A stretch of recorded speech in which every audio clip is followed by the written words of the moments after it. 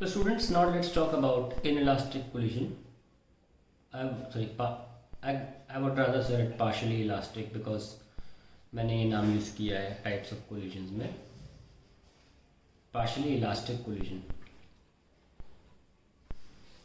ना इसमें हम जानते हैं कि कोलिजन कैसा भी हो मोमेंटम कंजर्व्ड रहता है. तो we can write conservation of momentum equation. Conservation of momentum equation. m1 u1 plus m2 u2 is equals to m1 v1 plus m2 v2. However, the kinetic energy is not conserved. अब conserve का मतलब ये होता है कि some kinetic energy is lost. Lost कैसे कि मान लीजिए आपने दो बॉडीज हैं और जैसे कि इनको पता है कोलिजन के लिए ज़रूरी होता है, वो जब कोलाइड करती हैं तो थोड़ा डिफॉर्मेशन हो जाता है एक बॉडी में जो वापस रिकवर नहीं हो पाता. बॉडी डिफॉर्म्ड रहती हैं. इसीलिए मैंने बताया था कि बॉडी के नेचर के अकॉर्डिंग कोलिजन्स डिफाइंड होते हैं. Type of collision according to types of material you are taking. तो यहाँ पर क्या हो रहा है कि डिफरेंट टाइप्स ऑफ मटेरियल हैं. May be one is elastic, one is not that elastic. So deformation remains and entire potential energy जो होती है यहाँ पे, जो पूरी स्टोर नहीं होती. अगर पूरी स्टोर होगी तो पूरी वापस भी आ जाएगी, लेकिन कुछ एनर्जी दबा देती है इस बॉडी के मॉलिक्यूल्स को जो वापस अपने शेप को रिटेन नहीं करते, जिसकी वजह से इनकी जो स्पीड्स इस तरीके से है कि अगर हम इनकी काइनेटिक एनर्जी को जोड़ें m1 v1 square plus half m2 v2 square, तो वो हाफ m1 u1 स्क्वायर और हाफ m2 u2 स्क्वायर के बराबर नहीं आएगा. ये थोड़ा कम आएगा because there is also some loss of energy. तो what we can write it as that half m1 u1 square plus half m2 u2 square will be greater than half m1 v1 square plus half m2 v2 square. ये हम पहली equation मानते हैं शुरू से. ये second equation इस बार different I है, इनइक्वालिटी आई है, इक्वेशन नहीं है, इन इक्वेशन है. आइए देखते हैं कि हम इसमें से v1 v2 कैसे निकालते हैं.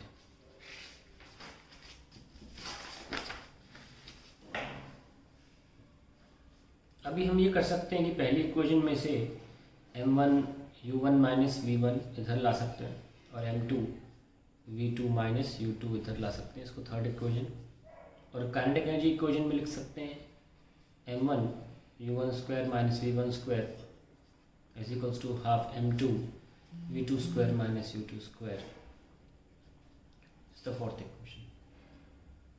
लेट्स डिवाइड 4 बाय 3 जो हम सॉरी ये ग्रेटर है, लेफ्ट साइड ग्रेटर था ना, तो हम 4/3 करने वाले.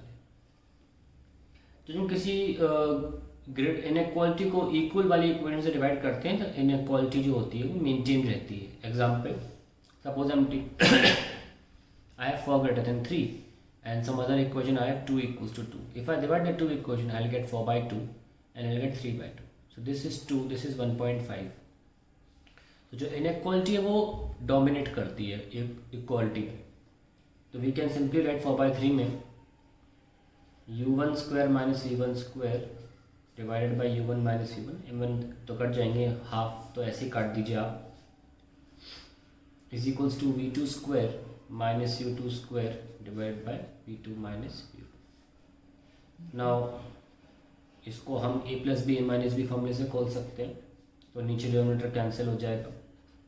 सॉरी, हैबिट है ना इक्वल लिखने की. चलिए ये हो गया.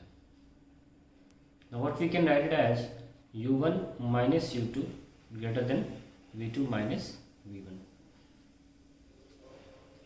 और वी कैन इसको उल्टा लिख लेते हैं v2 minus v1 less than u1 minus u2. बात एक ही है ना. आप इसको नीचे लेकर आइए, v2 minus v1 upon u1 minus u2. ये लेस देन 1 आ गया. और ये क्या था? Coefficient of restitution, which was velocity of separation upon velocity of approach. So we can write E less than 1। तो हम देख सकते हैं कि जब इलास्टिक बॉडीज कोलाइड नहीं करती हैं, इन इलास्टिक बॉडी कोलाइड करती हैं, पार्शियली इलास्टिक बॉडीज कोलाइड करती हैं, तो ई 1 नहीं होता है, 1 से कम होता है। तो अब हम वेलोसिटीज निकालें कैसे, लेट्स सी। हमने निकाल लिया कि v2 minus v1 upon u1 minus u2 ये e है जो कि लेस देन 1 है।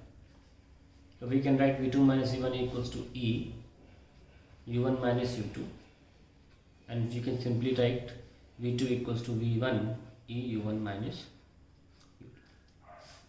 ये हमारा आ गया ना। पुटिंग इसको फिफ्थ इक्वेशन मान के हम बोलेंगे putting fifth in first m1 u1 plus m2 u2 is equals to m1 v1 plus m2 v2। तो m1 u1 plus m2 u2 is equals to m1 v1 plus m2 और v2 की जगह लिख दीजिए v1 plus e u1 minus u2। So we can simply write it as m1 u1 plus m2 u2। ये m2 into ये bracket जो है यहाँ ले आओ माइनस का m2 u1 minus u2 e times और यहाँ पे m1 plus m2 into v1 maintain रहेगा। अब सॉल्व कर लीजिए m1 माइनस ये देखो u1 कॉमन आ रहा है ना e m2 प्लस और m2 और माइनस माइनस प्लस ई m2 तो आप m2 कॉमन ले लीजिए 1 प्लस ई हो जाएगा ये, ठीक है। और ये नीचे ले आओ m1 plus m2 m1 plus m2 यहाँ पे u2 बच रहा है और यहाँ पे u1 इक्वल्स टू v। सो हमने एक्सप्रेशन निकाल लिया v1 का। इसको अलग पेज पे लिख लेते हैं।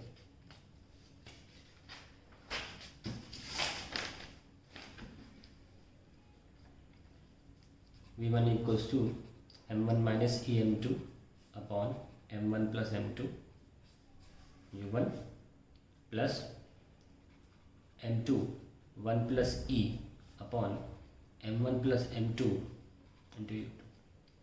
ये हमारा स्पेशल एक्सप्रेशन हो गया सॉरी इसके लिए। और अगर हम v2 लिखना चाहें तो सिंपली सफिक्स को चेंज करके हम v2 भी लिख सकते हैं।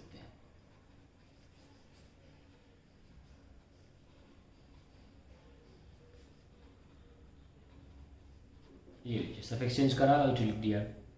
अगर नोटिस करें कि अगर इलास्टिक कोलिजन वाली इक्वेशन से कंपेयर करें, इलास्टिक कोलिजन में v1 v2 क्या आया था, I will write only v1। वो आया था m1 minus m2 upon m1 plus m2। ये 1 तो यहाँ पे 1 plus 2m2 u2 upon m1 plus m2 ऐसे आया था ना।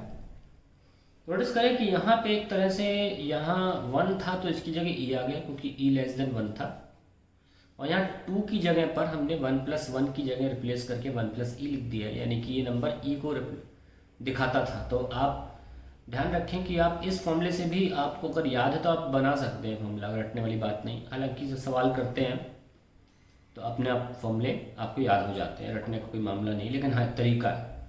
लेकिन मैं आपको रिकमेंड करूँगा कि ये फॉर्मूला ही याद रखें तो बेटर है। ये वाला अच्छी बात है याद हो जाए, बहुत अच्छी बात है अगर हो गया तो, लेकिन मैं आपको रिकमेंड करूँगा कि ई वाला फॉर्मूला आपको याद है तो अच्छा है। Now let us talk about पर इन इलास्टिक कोलिजन, या कुछ किताबें उन्हें बोलती हैं परफेक्टली इन इलास्टिक, कोई बात नहीं, कुछ भी बोल लो। अब इसमें इन इलास्टिक कोलिजन में ये होता है कि बिल्कुल भी बॉडीज इलास्टिक नहीं है, सॉरी इन इलास्टिक कोलिजन। इसमें क्या होगा कि बॉडी जब कोलाइड करेंगी u1 u2 u1 greater than u2, जब कोलाइड करेंगी तो डिफॉर्म हो जाएंगी और चिपकी रह जाएंगी और एज ए सिंगल सिस्टम हम फाइनल वेलोसिटी से मूव करेंगी। सो हम ये कह सकते हैं कि यहाँ पर अगर मोमेंटम सिस्टम का m1 u1 plus m2 u2 है, यहाँ पर m1 plus m2 into v final is the momentum. However even in this time, even in this collision, there is no external force taking into place। यहाँ पे अभी भी internal forces हैं, ये normal forces, जिसकी वजह से मोमेंटम कंजर्व रहेगा। सिस्टम का इनिशियल मोमेंटम, जिस सिस्टम में दो बॉल्स हैं जो अलग अलग हैं, और सिस्टम का फाइनल मोमेंटम जिसमें बॉल्स चिपक गई हैं, as a system whole move कर रही हैं, मोमेंटम को बराबर रखा जा सकता है। m1u1 plus m2u2 is equals to m1 plus m2 into V final, and then we can write V final is equals to m1u1 plus m2u2 upon m1 plus m2. This is a very important expression where we have got the v final without any use of any e and all. So हमें answer मिल गया। और अलग अलग bodies की velocity नहीं होती, दोनों body होगी साथ मूव कर रही होती हैं तो दोनों की वेलोसिटी हमेशा सेम रहती है ना। अगर आप फिर भी e लगा के सॉल्व करना चाहते हैं तो देखिए इसमें आप e लगाएंगे अगर इस इक्वेशन में, तो आपको वही मिल जाएगा जो यहाँ डिराइव किया है। e ज़ीरो हो जाता है in case of in elastic collision, तो m1u1 आ जाएगा और यहाँ पे e ज़ीरो हो जाएगा तो m2u2, और क्योंकि डिनोमिनेटर सेम है तो नीचे m1 प्लस m2 ही रहेगा। ठीक है, तो on putting zero e equal to zero you will get v1 equals to v1 या v2 दोनों बराबर हो जाएंगी m1u1 plus m2u2 divided by m1 plus m2, तो nothing is going to change, और ई ज़ीरो रख के आपको वही डेरिवेशन मिल रहा है जो कि हमने प्रॉपरली यहाँ निकाला।